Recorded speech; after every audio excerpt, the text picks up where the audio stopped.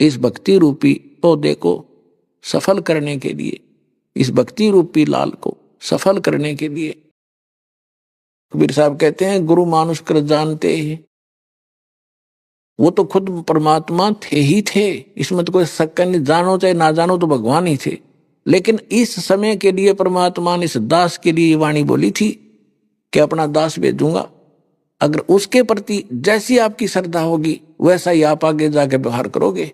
तो ये जो सच्चा ज्ञान और ये ज्ञान भगवान ही दे सकता है, और भगवान के द्वारा उसका दास भेजा हुआ दे सकता। तीसरा इस पृथ्वी पर यू ज्ञान नहीं दे सकता, ना आज तक दिया ना दे सका। तो वो ज्ञान आज दास आपको वो गाइडलाइन बता रहा हूं जहां आप हवल होते हो और जिस कारण से आप इस भक्ति गेम में फेल हो जाते हो। अब क्या बताया परमात्मा ने कि गुरु गोविंद कर जानियो रहियो शब्द समाए, मिले जब दंडवत बंदगी नहीं पल पल ध्यान लगावे। गुरु को परमात्मा मानकर चलिएगा और उनके वचन पर पालन करते रहना, उनके द्वारा दिए गए शब्द यानी नाम का सिमरण करते रहना। जब गुरु जी मिले दंडवत बंदगी नहीं, फिर भी उनको 100 बार दिन में याद करें। इस प्रकार आपकी सफलता होगी। अन्यथा जैसे माता गर्भ को रखे यत्न बनाए, हेस लगे तो छन होए तेरी ऐसे भक्ति नसावे। ये मुश्किल से दाव लगे आपका। पहले तो ज्ञान समझ मान का कोई नहीं, जल्दी सी 100 तो खरपतवार पैदा होंगे, ये कैसे हो गया वो कैसे हो गया, ये सारी अग्रम अग्रम यो ज्ञान छोड़ नहीं, जब पढ़े गए सुने गए थे एक दिन सेट कर देगा सारी जो हमारे अंदर जो भरा हुआ था वो अज्ञान, वो धीरे धीरे साफ हो जाएगा। उसमें समय लगता है। और फिर आपको नाम मिल गए, सतनाम मिल गया, तो सार नाम का भी परमात्मा ने आदेश दे रखा, दास को खोल दे पिटारा, खजाना खोल दिया तुम्हारे लिए। जिसके लिए ऋषि महर्षि सिर पटक कर चले गए, शरीर गाल कर चले गए, उनको ये रतन नहीं मिला जो आज आपके ऊपर सहमत धक्के तो खिला रहा परमात्मा आपको। आप कितनी अच्छी आत्मा हो इसका आइडिया आपको नहीं हो सकता, लेकिन इस जोरी को है। लाल की कीमत वो कितना कीमती होता है। तो आप उन आत्माओं में से हो, गोता मारूं स्वर्ग में अर्जा बैठू पाताल, कह कबीर ढूंढता फिर अपने हीरे मोती लाल। आपके लिए भटक रहा है। परमात्मा कहते मैं रोए तू सृष्टि को, और ये सृष्टि रोए मोहे गरीबदास इस योग को। अब समझ नहीं सकता कोई, ये तो भगवान भगवान करते। पर्वत पर्वत में फिरा कारण अपने राम, राम जैसे संत मिले जिन सारे सब काम यहां सरेंगे। मोक्ष भी आपका होगा, कंप्लीट मंत्र मिलेंगे, और पूरा घर में भी सुख, शरीर में भी सुख, और जहाज में बैठ के जाओगे। ये सत्कर्मा लेना, जब लगे रहे तो नियमित रहना।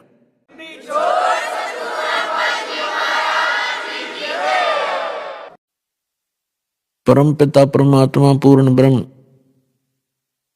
सर्व सृष्टि रचनहार कबीर परमेश्वर जी की असीम रजा से आप सभी पुण्यात्माएं सत्संग सुनने के लिए उपस्थित हुए। सत्संग सुनने को उन्हीं पुण्यात्माओं को मिलता है जिनके ऊपर परमात्मा की एक विशेष रजा होती। अन्यथा ये इंसान कितना ही चतुर बना रहे, कितनी उसकी महिमा बनी हुई हो, कितना ही वो धनी हो, कितना ही वो राज्य पद पर उपस्थित हो, जब तक इस प्राणी को सत्संग नहीं मिलेगा इसका मानव जीवन व्यर्थ है। तब तक ये केवल अपना पूर्व जन्म के किए हुए पुण्य और पापों का भोग ही भोग रहा होता है। भविष्य का उसके पास कोई भी विकल्प नहीं होता। जो मनुष्य जीवन का मुख्य उद्देश्य है उसका ज्ञान उसको नहीं हो पाता जो प्राणी सत्संग में नहीं आता। प्रथम तो मानव शरीर बहुत ही दुर्लभ बताया है। सभी सद्ग्रंथों ने, सभी महापुरुषों ने और स्वयं परमेश्वर ने भी आकर हमें यही राय दी है, मानुष जन्म दुर्लभ है, ये मिले न बारंबार, तरवर से पत्ता टूट गिरे वो बोर न लगता डर। मानुष जन्म पाए कर जो नहीं रटे हरि नाम, जैसे कुआ जल बिना बनवाया क्या काम।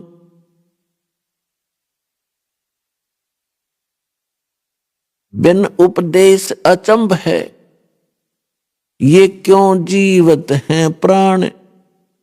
भक्ति बिना कहाँ ठोर है, ये नर नाही पाषाण। अगम निगम को खोज ले, बुद्धि विवेक विचार। उदय अस्त का राज मिले, तो बिन नाम बेगार। पृथ्वीपति चकवे गए, जिनके चक्र चलंत। ये रावण सीखे कौन गिने, ऐसे गए अनंत। सर्व सोने की लंका थी, वो रावण से रणधीरम। एक पलक में राज बिराजी, जम के पड़े जंजीरम। परमपिता परमात्मा अपने बच्चों को इस काल के जाल से निकालने के लिए, यथार्थ ज्ञान बताने के लिए वो स्वयं ही यहां आते हैं। और जब परमात्मा आते हैं तब तक हम इन काल के दूतों द्वारा अज्ञान के अंदर इतने ओतप्रोत कर दिए जाते हैं कि हम उस ज्ञान को सुनना भी पसंद नहीं करते। आज से 600 वर्ष पहले परमात्मा इस कलयुग में स्वयं आए थे, सन 1398 में। और सन 1518 तक 120 वर्ष कबीर परमेश्वर जी एक जुलाहे की भूमिका करके और साथ में ये तत्व ज्ञान प्रचार किया करते थे। उस समय परमात्मा हमें यही ज्ञान दिया करते थे कि तुम यहां के वासी नहीं हो। और वो परमात्मा जिन महापुरुषों को मिले हैं उनको भी यही ज्ञान दिया, उनको अपने से परिचित कराया। उनमें से कौन कौन वो महापुरुष हैं कलयुग के अंदर जो दास के नॉलेज में है, तो उन महापुरुषों को परिचित कराया अपने से। तो वो महापुरुष कौन कौन हैं? आदरणीय धर्मदास साहिब जी, आदरणीय मलुकदास साहिब जी, आदरणीय नानक देव साहिब जी, आदरणीय दादू साहिब जी, आदरणीय गरीबदास साहिब जी, गांव छुड़ानी, जिला झज्जर, हरियाणा वाले। आदरणीय गीसा दास साहिब जी, गांव खेकड़ा, जिला बागपत, उत्तर प्रदेश वाले। आदरणीय स्वामी रामानंद जी, काशी वाले। इन महापुरुषों को परमात्मा मिले और उन महापुरुषों ने भी परमात्मा से प्राप्त ज्ञान को हमारे को बताने की चेष्टा की, लेकिन हम नहीं समझ सके इसका कारण क्या था। जब परमात्मा आकर स्वयं 120 वर्ष तक हमें यही ज्ञान देते रहे, गली गली में जाकर, गांव गांव में प्रकट होकर, एक समय हजारों जगह प्रकट हो जाते थे भगवान, और वहां जाकर अपने बच्चों को ज्ञान सुनाते समझाते थे। अब परमात्मा के अंदर इतनी पावर है, हमारे बहुत से काम तो उनके दर्शन मात्र से ही सिद्ध होने लग जाते हैं। कुछ ऐसे उनकी वाणी मुख कमल से निकलती है, उससे हमारे बहुत से पाप नरम हो जाते हैं, कम हो जाते हैं, न्यून हो जाते हैं। और परमात्मा इसी उद्देश्य से यहां भटकते रहते हैं कि कभी तो इनको अकल आवेगी, कभी तो मुझे पहचानेंगे। अब तो इन्होंने काल की माया की भांग पी रखी है। ये भांग उतरेगी जब इनके समझ में आवेगी कि हम कहां पड़े हैं, हम क्या कर रहे हैं, हमने करना क्या चाहिए था। जैसे एक शराबी शराब पी के बाहर पड़ा था, गंद में, कुर्डियों पे कूड़ा करकट में, उसको उठाने की चेष्टा करते हैं, धूप के अंदर पड़ा था, पसीना आया हुआ, रेत लिपटा हुआ, उसको उठाने की चेष्टा करते हैं कि उठ ले भैया, यहां मत लेट, बहुत बुरा स्थान पर पड़ा है तू। तो वो कहता है छेड़ा मत, मौज हो रही है। तो वो दशा आज आपकी और हमारी है। हम अपने घर को छोड़कर यहां करोड़ियों पाके गिर गए और यहां काल की भांग पी के हम इसमें मस्त हो गए, एक मौज हो रही है। यह मौज नाम की चीज नहीं, आपका भूल और ये नशा है। कबीर ये माया अटपटी, सब गट आण अड़ी, किस किस को समझाऊं या कुए भांग पड़ी। तो परमात्मा इस भांग को उतारने के लिए आया करते थे। अपनी प्यारी आत्माओं को भी अपने से परिचित कराकर उनकी भी सेवा दी उनको कि तुम भी समझाओ अपने बहन भाइयों को, शायद इनकी भांग उतर जाए और ये पहचान ले मेरे को। पुणात्माओं, कितने दयालु है वो दाता। स्थान स्थान पर प्रकट होकर 600 वर्ष पहले एक दिन में हजारों प्लेस स्थानों पर प्रकट होकर ज्ञान दिया करती थी। परमात्मा के दर्शन से भी हमारे बहुत से पाप नाश होते हैं। कुछ पाप ऐसे हैं जो परमात्मा की इस वाणी के पाठ पठन और श्रवण से ही हमारे समाप्त होते हैं। कुछ पाप ऐसे हैं जो नाम के सिमरन से ही कटा करते हैं। कुछ पाप ऐसे हैं जो प्रणाम करने से भी खत्म होते हैं। तो इस प्रकार हम युगों युगों से बहुत ज्यादा रोगग्रस्त हो गए हैं। हर प्रकार के पाप हमारे अंतःकरण में समाये हुए हैं। इनका नाश करने के लिए हमने ये सभी तरीके अपनाने पड़ेंगे। जैसे कोई कपड़ा मैला है, थोड़ा मैला है, या वैसे ही रेत लगा है तो झाड़ देने से भी वो ठीक हो जाता है। थोड़ी बहुत मिट्टी लगी है तो पानी से धो दो, साफ हो जाता है। कुछ अधिक मैला हो गया है तो साबुन प्रयोग करना पड़ेगा, तभी वो उज्जवल होगा। और भी कहीं दाग लगा है तो उसको ड्राई क्लीन ही करानी पड़ेगी। तो इस प्रकार इस सारे प्रोसेस को अपना कर तभी हम उस कपड़े को उज्जवल कर पाते हैं।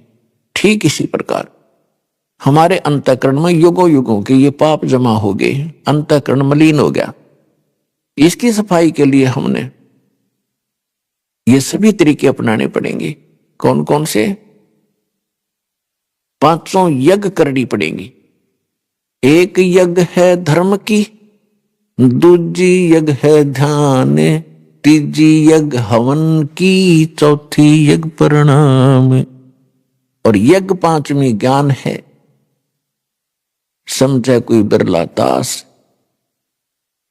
ज्ञान यज्ञ है ये सत्संग स्वाध्याय जो हम किया करते थे पहले। कोई गीता जी का पाठ करता था, कोई जप जी का पाठ करते हैं, कोई वेदों के कुछ मंत्र लेकर उनको नित्य पठन पाठन करते हैं। और ये ज्ञान यज्ञ है। और मुसलमान भाई जो 5 वक्त की नमाज करते हैं, ये भी ज्ञान यज्ञ है। और साथ में वो सजदा करते हैं, ये भी परिणाम है। वो केवल 2 ही यज्ञों का फल प्राप्त करते हैं, लाभ प्राप्त करते हैं। और हमारे यहां अपने जैसे सिख धर्म के अंदर है, भंडारा करते हैं, गुरु ग्रंथ साहिब जी को प्रणाम करते हैं और जप जी साहिब का पाठ करते हैं या गुरु ग्रंथ साहिब का पाठ करते हैं। ये 3 यज्ञों का लाभ उठाते हैं। और जो मंत्र जाप करते हैं, वो मंत्र जब तक हम सही मंत्र नहीं हमें मिलेगा तो अन्य मंत्रों के जाप करने का वो लाभ नहीं होता। और अपने यहां जो हिंदू धर्म के अंदर हमारा कोई निश्चित अभी तक कोई ठिकाना नहीं था कि हनुमान जी का मंदिर दिखा, वहां माथा टेक दिया, प्रणाम कर दी। प्रणाम भी ठिकाने हो, यानी उस इष्ट को हो जो कुछ करण जोगा हो, तब उस प्रणाम यज्ञ का फल होता है। तो यहां पर जो वेदों के ज्ञाता थे, वेद पढ़ा करते थे। इन्होंने कुछ एक ने, जैसे हमारे घर घर में प्रत्येक के पहले एक जोत जला करती देसी घी की, वो हवन यज्ञ था। और अपना पाठ करते थे गीता जी का, तो वो ज्ञान यज्ञ था। यदि हम कोई अन्य पढ़ते थे, हनुमान चालीसा, गणेश जी की आरती या अन्य, तो वो ज्ञान यज्ञ नहीं था। तो ज्ञान यज्ञ वही होता है जो यथार्थ धर्म ग्रंथों से हम उसका अध्ययन करते हैं, स्वाध्याय करते हैं। तो यहां हमने 500 यज्ञ मिलती है। एक यज्ञ है धर्म की, जैसे आप देख रहे हो भंडारा चलता है भगवान का, सदा व्रत दिन रात चल रहा है। एक यज्ञ है धर्म की, दूसरी यज्ञ है ध्यान, यानी हम परमात्मा का चिंतन जो करते हैं उसकी याद बनी रहती है, वो हमारा ध्यान यज्ञ है। और तीसरी यज्ञ हवन की, यहां आप देखते हो ज्योति जलाई जाती है। एक समागम में यहां पर लगभग 8, जैसे अब के 8 क्विंटल घी का हवन होगा, 800 किलो। तो ये हवन यज्ञ है। पुण्यात्माओं, अभी तक हम भक्ति कर जरूर रहे थे पर रीस करा करते, भक्ति नहीं थी। परमात्मा कहते हैं, जिन हर जैसा सुमरिया, ताको तैसा लाभ, ओसा प्यास न भाग ही, जब तक दसे न आवे। जिन हर जैसा सुमरिया, जिन्होंने जैसी भक्ति या सेवा सिमरन यज्ञ धर्म किए, उनको उतना ही लाभ मिला। जैसे ओस के चाटने से प्यास नहीं बुझ सकती, जीभ गिल्ली हो सकती है बस। और जब लग दसे नहीं आब, जब लग गट गट 2-3 गिलास पानी नहीं पी लेगा, प्यासा व्यक्ति ओस चाटने से प्यास नहीं बुझे। अभी तक हम ओस चाट रहे थे और सतलोक आश्रम में आपको अब वो गिलास के गिलास पीने को मिल रहे हैं। आप इतनी भक्ति और धर्म कर रहे हो, अब आत्मा की युगों युगों की प्यास बुझेगी, आप भक्ति धन से परिपूर्ण हो जाओगे, आपके बच्चे सुखी होंगे, आपका शरीर स्वस्थ होगा, आपके हर प्रकार के संकट जो आपके ऊपर आने हैं वो नहीं आने देगा भगवान, उनको टालेगा। इसलिए भगवान की खोज करते हैं हम। लेकिन वो करेगा किसके लिए? परमात्मा उनके लिए करेगा जो समर्पित होंगे। और एक कबीर परमात्मा के अतिरिक्त आपके स्वप्न में भी किसी अन्य देवी देवता के बारे में ये इच्छा व्यक्त ना हो कि ये मुझे लाभ दे, मैं इससे कुछ मांगू, तब आपको ये लाभ मिलेगा। आप मंत्र करते हो इन्हीं देवताओं के, ये इनकी पूजा साधना नहीं, इनसे कोई डिमांड नहीं करनी, नहीं तो आपकी भक्ति हीन होनी शुरू हो जाएगी, क्योंकि आप पहले से इनके कर्जवान हो। और ये साधना मजदूरी करके जो प्रथम मंत्र आपको दिया, इनकी आप ऋण चुकाते रहो, इनसे कुछ मत मांगो। आप मांगो अपने समर्थ दाता से, कबीर भगवान से, और आपको वो अपने कोटे से देता रहेगा और उधर से आपका कर्ज उतरता रहेगा। तो उसको पति भरता कहते हैं, जो अपने पति के अतिरिक्त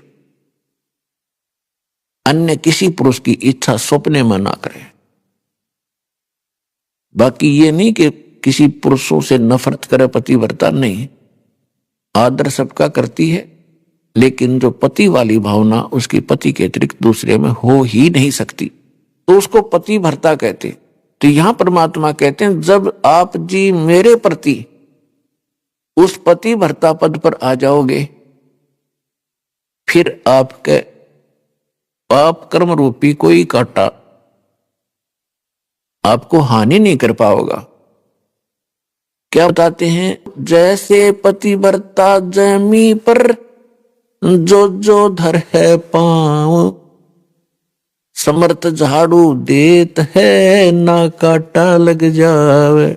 आदरणीय गरीबदास साहिब जी अपने समर्थ परमात्मा कबीर जी की महिमा किस प्रकार सुनाते हैं कि जिस समय आप परमात्मा पर इतने आश्रित हो जाओगे और कबीर भगवान के अतिरिक्त आपको कोई परमात्मा दिखाई नहीं देगा जो आपका संकट निवारण कर दे। वैसे तो सच्चाई भी यही है, लेकिन आपका कद समझ में आवेगी वो उसके लिए कहा है। तो उसके लिए बताते हैं, जैसे पतिव्रता जमी पर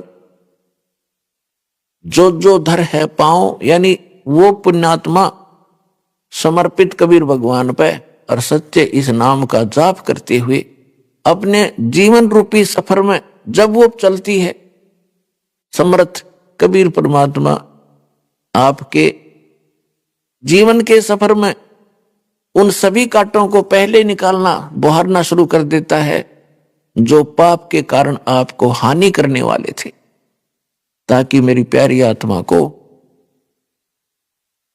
वो पाप रूपी कांटा कोई हानि ना करते। समर्थ झाड़ू देत है ना कांटा लग जाए।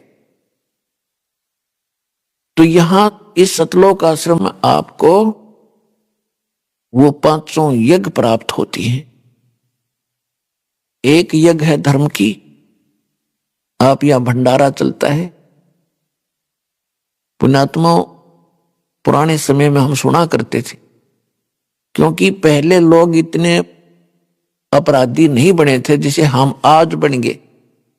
हम शिक्षित हो। अब जैसे दास ने एक प्रश्न और सुना था कि आज तक हम परमात्मा को क्यों नहीं समझ सके, क्यों नहीं पहचान सके, क्योंकि हम अशिक्षित रहे।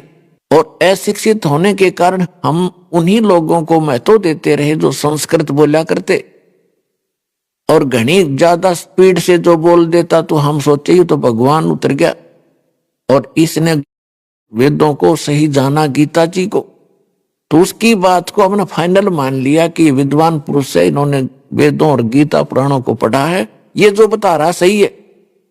और परमात्मा आया करते वो आपकी भाषा में बोला करते, सिंपल लैंग्वेज में, और वो हमारे समझ में नहीं आई। ये तो कबीर है, धानक है, जुलाहा है, शूद्र है, ये वेद गीता को पढ़ नहीं सकता, क्योंकि ब्राह्मण लोग ही वेद और गीता और सदग्रंथों को और संस्कृत के पढ़ने के अधिकारी थे वो उस समय। तो परमात्मा नहीं चाहता था हमें शिक्षित बनाना। क्यों नहीं चाहते थे? क्योंकि इसमें सबसे ज्यादा दोष है शिक्षा के अंदर। क्या दोष आ गया? हम छोटी मोटी नौकरियां प्राप्त कर ली, छोटे मोटे पद प्राप्त हो गए, बड़े से छोटे बड़े कोई पद प्राप्त हुए, अहंकारी हो गए, अप टू डेट अप्लातून बनकर चालें। हम भूल गए भगवान को, साइंटिस्ट बन के हम परमात्मा से दूर हो गए, डॉक्टर बन गए, कहते मैं दवाई देता हूं, औषधि देता हूं, इससे ठीक होते। पुण्यात्मा, परमात्मा ने ये विष आपको अब खिलाना अनिवार्य समझा था, नहीं तो पहले भी शिक्षित कर देते, आपको क्या दिक्कत थी। लेकिन आपके अंदर से भगवान दूर हो जाता। अब ये 5505 वर्ष वाला समय आ गया। 1997 में कलयुग 5505 बीत गया, और उसके बाद आप देख रहे हो ये वैज्ञानिक तरक्की। मोबाइल फोन नहीं थे पहले, ये मोबाइल फोन बनवाए। टेलीविजन नहीं थे, ये जो आजकल जैसे इलेक्ट्रॉनिक मीडिया इतना ज्यादा बनवा दिया, इंटरनेट, यूट्यूब, इतना तहलका मचवा दिया दाता ने। पहले तो इसमें बकवाद भर रखी है इस यूट्यूब और इन वेबसाइटों पर। अब इसके अंदर परमात्मा का ज्ञान भरा जाओगा। घर बैठे बच्चे उसको पढ़ेंगे, सुनेंगे, समझेंगे और पहचान कर भगवान को भाग्य आएंगे। यदि पहले परमात्मा शिक्षित कर भी देता तो परमात्मा का जो वचन था कि 5505 वर्ष जब बीतेगा तब मैं अपने ज्ञान को ओपन करूंगा, तब तक मैंने सारा मंत्र सही भी पर ये छुपा रखे हैं, क्योंकि तब तक हम घने दुखी नहीं हुए थे। सतयुग त्रेता द्वापर में ये जीव दुखी नहीं होता, और जब तक ये दुखी नहीं होता भगवान नहीं चाहता। फॉर्मेलिटी तो आत्मा शुरू से ही करती आ रही है, क्योंकि ये भगवान की अंश है और परमात्मा के बिना यह रह नहीं सकती।